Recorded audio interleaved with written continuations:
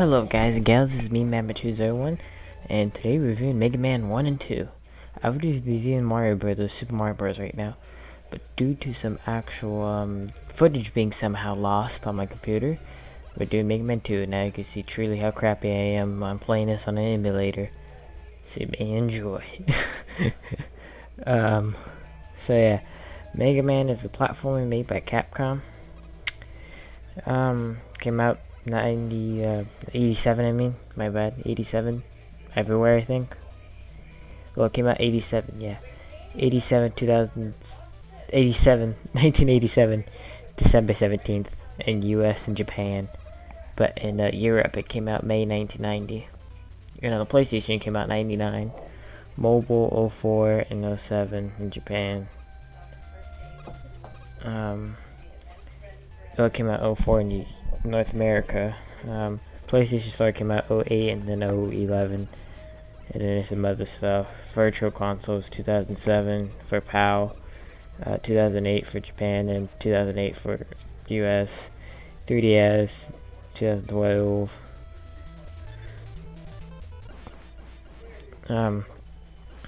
So the game was originally known as Rockman in Japan, and for whatever reason they just changed it. Capcom, I think it was Capcom America, they changed the cover of the game and the name of it. Now I personally think, okay, even though granted the name Rockman goes better with like bass and roll, you know, like rock and roll, you know, that's but I don't know, Mega Man just kind of stands out a bit more. But that cover, that god-awful cover for the US game was, hideous. You play as, well, a, android pretty much. And, you gotta stop these other androids. And, well, the character, Mega Man. And these other androids, well, robot masters, and you get abilities from being these bosses and stuff, and yeah. And I really suck at playing Mega Man, like the original Mega Man series, but I'm actually pretty decent at Mega Man X, like the earlier Mega Man X's. And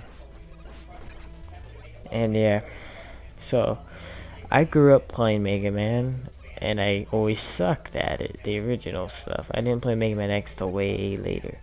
Well, X7 I played early on, but that was the first like 3D Mega Man game. So, but as far as the classic side-scroller ones, I didn't play X until way later. Yeah, because I didn't even play X until I remember one of my friends was playing it on an emulator. And then I think later I bought it on the phone not too long ago, the mobile version, which actually has better graphics and stuff. Doesn't control that bad. And I actually like the game. Yeah, but it's easy compared to the original Mega Man. This game can be very unforgiving at times. Gotta keep that in mind. If you really suck at timing, this is not your jam, because Mega Man will require timing. Timing is key, my friend. It's like with any platformer. If you don't have that precise timing for that jump, you're screwed. Especially Mega Man 2, the Iron Man stage.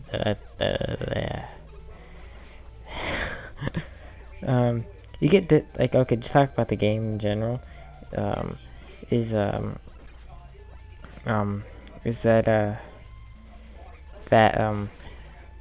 Okay, so when you fight these robot masters, and it's on the stage I'm on right now, it's Cutman. So if I beat Cutman, right, I get his ability and everything, and yeah, it's such and such like that. And here's the character selection for Mega Man 2. Now, overall, Mega Man was received well, but it didn't do good. It did good, but it didn't do as good as Capcom wanted it. And then Mega Man 2's when the hype, when this game series really got its ball rolling. The music is epic in Mega Man 2. Let me say, it is just epic. there's not a lot of games I could say that there's not a lot of NES games I could really say have good music as Mega Man does. The Mega Man series, if you're a really big platformer person, these games are good for you. And I rate the first Mega Man it's 7.5 because I just didn't hit the nail. It was probably the most frustrating out of the series, and yeah, that cover also lowers it. Google it, just Google the Mega Man US cover. Oh man, it's hideous. Okay, so Mega Man 2 came out in 1988 in Japan, and then 89 in the US, and for Europe pretty much 91. So how is this game different than its predecessors? Well, one, the boss select screen is different. Another different thing is well, just a lot of the animations. Like when you go fight a boss, I think actually there's the animation that shows the little sprite before loading into the level is different. Of course, the bosses are different and stuff, but it's the same mechanics from the last game, just improved a lot better. And music is a lot better in 2. 1 was kind of iffy for me. It is epic in this game, Mega Man 2. And one of the reasons why I even still play Mega Man is probably because, well, even though I know I really suck at it, it's still kind of fun playing it. And the reason how I got into it is my dad and stuff. You play all the time, like no breeze. You can breeze through everything just about, and I'm the one falling off the platforms every 24 seconds. Like that. Mega Man 2's plot, it's nothing really to go home about.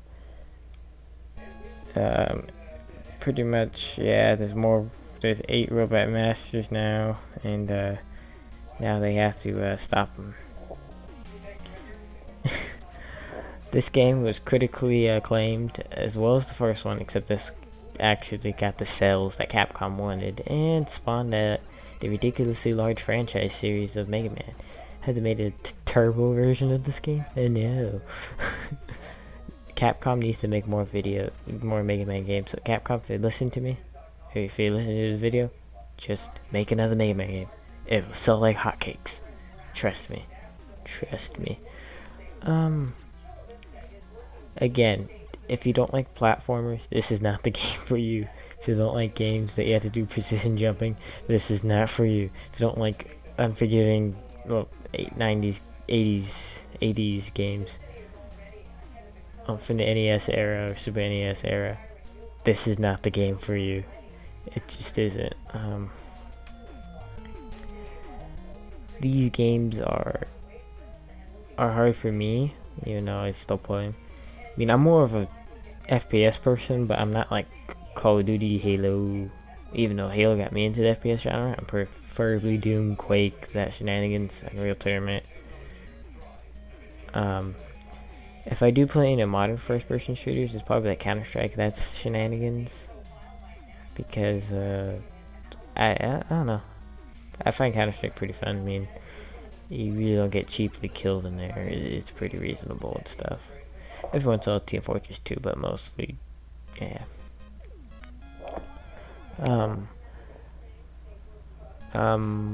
Playing this on the emulator is really hard compared to a remote. I'd suggest a remote. So if you're playing on a PC but you can't afford an NES, there's NES remotes that have a USB thing, so you can use them for like emulators. I don't know how good they are, so yeah, I just know they exist because I've seen them at stores before. Would I say this is the best Mega Man game in this series? Well, as far as the original series, yes. In my opinion, no, just because no, you know what? Yeah, it's hard because I'm not too big Mega Man fan, so I don't know if I could even judge if it's good or not. And I haven't even beat these games considering how bad I suck at them. I suck at them, but I played it so many damn freaking times. Gone through all this, like, trying to go through all the stages in out of order, in order. Yeah, I just suck.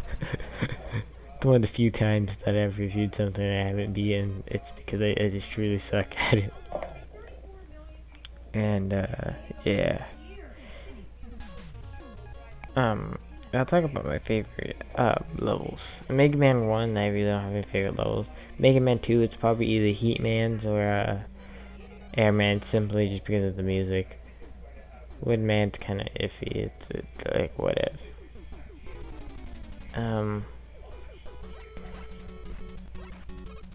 Would there be any things I would complain about this game? You can't shoot diagonally up. That would be so freaking useful, but no, you can only shoot straight forward.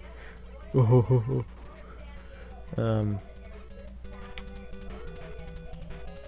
imagine probably the newer Mega Man games probably do that. One of the other Mega Man games I was decent at, but it was probably because mostly it was like a kind of RPG based more of. It's Mega Man NT Warriors, Blue Moon. I think it was Mega Man NT Warriors 4 Blue Moon or something like that. It was for the Game Boy Advance. It was actually pretty fun and stuff.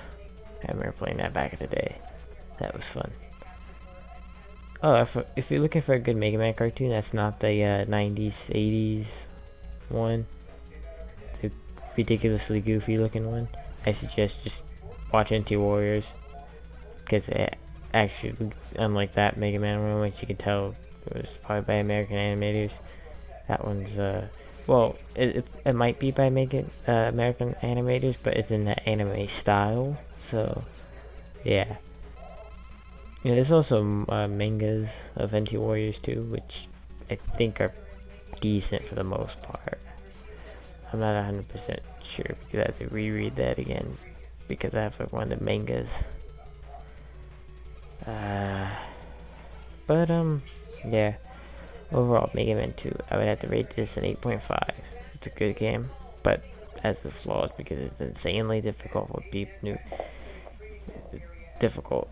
Okay, I suggest before you even play this game, probably, yeah, there's a bunch of other games you need to play before you play this. Because if this is the first game of platforming, nope.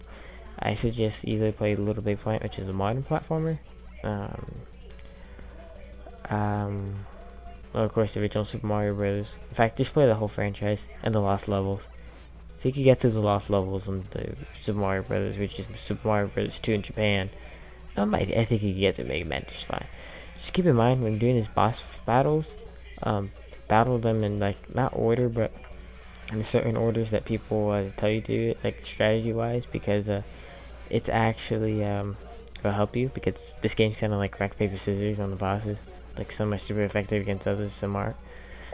That shenanigans, and it'll become really handy. And the boss I came close to beating in here, and yes, there was one boss was Metal Man, but I kept dying. And yeah, has this game had a big influence on me? No, not really. I mean, out of platformers, the platformer that probably has the biggest influence on me is Metroid, but I don't know. Mega Man now, just because I don't know, I was always pissed off at this game. And now looking back, I'm like, I just really suck at it. It's not the game's fault, you know. And yeah. Overall, qualities of these games are good. But after a while, I kind of get tired, get to using the same damn formula over and over and over again. So Mega Man X is a bit refreshing because it's actually somewhat of a story going on. Well, you do get story bits in these games, but it's not as much as like X did. But these games aren't made for the story. Even X isn't. It's just there to be there, like to get you from point A to point B. This game is just a classic example of platformers at their best. And yeah, now Now, will I do the Super Mario Bros. Review? Yes, I will have to record that, and I will do that. And eventually I'll get out the original Metroid review. Original Metroid is really hard compared to Super Metroid, but yeah. And in general, the quality of the two games, Super Metroid's much better in comparison. And yeah. There's nothing really to go over. And oh yeah, I forgot to talk about a bit about Megaman 2's. I believe this is the game that introduced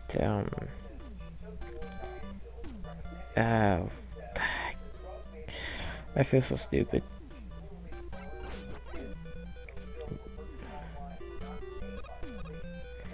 I can't remember. Oh my god. Oh yeah, this game had a password system for one, and yeah. I forget which game it was. Okay, I think it's later.